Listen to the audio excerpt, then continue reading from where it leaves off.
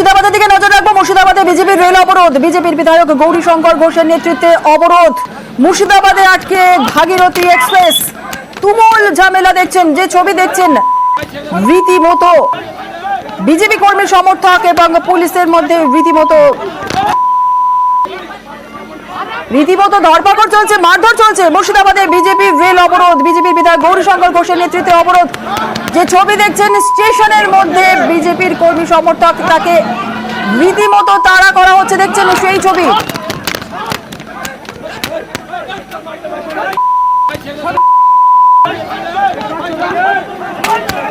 রীতিমতো হাতাহাতি পরিস্থিতি। পুলিশে গিয়ে এই হাতাহাতি পরিস্থিতি সামাল দিচ্ছে, দেখছেন সেই ছবি। মুর্শিদাবাদে সকাল 7টার ছবি। মুর্শিদাবাদে আটকে রয়েছে ভাগীরথী এক্সপ্রেস। রেল অবরোধের জেরে যাত্রী হয়রানি সকাল থেকে। প্রণব আমাদের প্রতিনিধি রয়েছে, প্রণবের কাছ থেকে একটু জেনে নেব।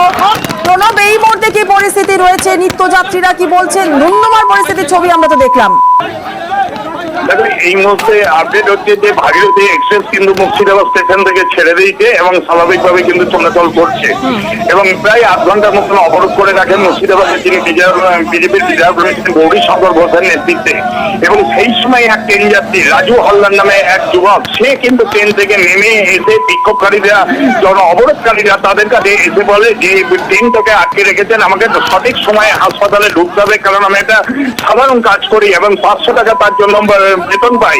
তা আপনারা যদি অবরোধ করে রাখেন, ট্রেন যদি না ছাড়েন তাহলে 500 টাকা দেন। এরপরে কিন্তু আগুনে ঘিতাহুতি করে। তারপরে যে অবরোধকারী বিজেপি কর্মীরা তারা উঠে এসে কিন্তু তাকে মারধর করে এবং তারপরে কিন্তু রেলওয়ে পুলিশ এবং মুর্শিদাবাদ থানার পুলিশ এসে ওই ব্যক্তিকে উদ্ধার করে এবং এই ঘটনাকে কেন্দ্র করে যথেষ্টভাবে উত্তেজনা ছড়ায়। তারপর যদিও তৃণমূলের বিজেপির পক্ষ থেকে তিনি বিজেপির বিধায়ক রয়েছেন, তিনি অবশ্য বলেছেন ভুল হয়েছে, তৃণমূলের কর্মী না হলে কেন 500 টাকা চাইবে, একটা উত্তেজনা পরিবেশ সৃষ্টি করার জন্য এই কথা বলেছে। পুলিশ এসে কিন্তু পরিস্থিতি সামাল দেয়, তারপরে কিন্তু পরিস্থিতি স্বাভাবিক হয়। বেশ, যে ছবি আপনাদের দেখাচ্ছি, মুর্শিদাবাদে বিজেপির রেল অবরোধ, বিজেপির বন্ধে রেল অবরোধ, বিজেপি বিধায়ক গৌরীশঙ্কর ঘোষের নেতৃত্বেই অবরোধ। মুর্শিদাবাদে আটকে ছিল ভাগীরথী এক্সপ্রেস। ট্রেন অবরোধের জেরে যাত্রী হয়রানি।